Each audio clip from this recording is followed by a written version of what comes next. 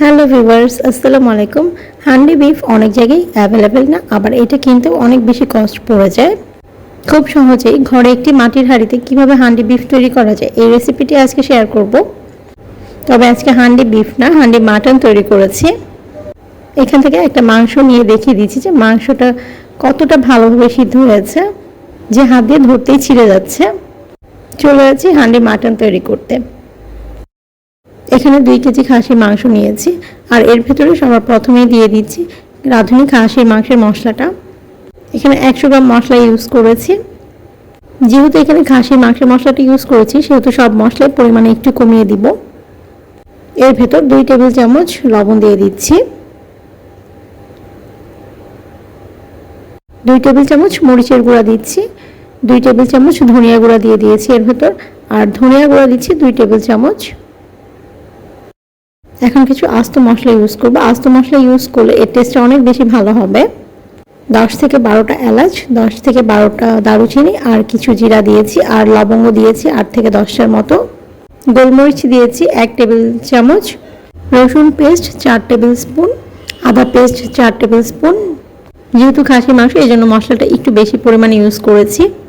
পেঁয়াজ কুচি দিচ্ছি আধা কেজি পরিমাণ। পেঁয়াজ কুচিটাও এখানে একটু বেশি দিতে হবে, কারণ মাংস আর পেঁয়াজ থেকে যে পানিটা বের হবে এতেই কিন্তু এই মাংসটা সিদ্ধ হবে। এখানে কোনো এক্সট্রা পানি ইউজ করব না।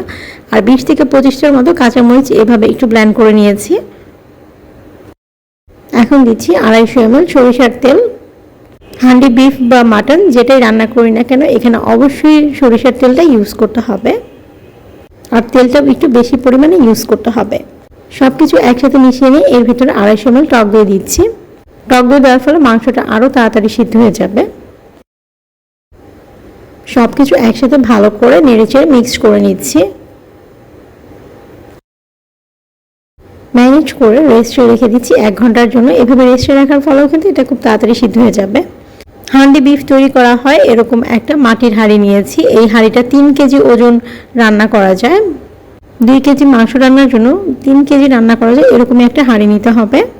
এই মাটির হাঁড়ির ভিতরে আমি কিছুটা পরিমাণ সরিষার তেল দিয়ে তারপর সম্পূর্ণ তেলটা এই হাঁড়ির গায়ে লাগিয়ে নিয়েছি। হাঁড়িটার নিচের অংশে কিছুটা পরিমাণ তেজপাতা এভাবে ছড়িয়ে দিচ্ছি। তেজপাতাটা দেওয়ার কারণ হচ্ছে মাংসটা অনেকক্ষণ চুলায় থাকার ফলেও নিচ থেকে পুড়ে যাবে না এভাবে তেজপাতাটা ইউজ করলে। আর এই তেজপাতাটা অবশ্যই ইউজ করতে হবে, তা নাহলে কিন্তু মাংসটা পুড়ে যাওয়ার চান্স থাকতে পারে। যে মাংসটা ম্যারিনেট করে রেখেছিলাম এই মাংসটা তেজপাতার উপরে দিয়ে দিচ্ছি। সম্পূর্ণ মাংসটাই হাঁড়ির ভেতরে দিয়ে দিচ্ছি।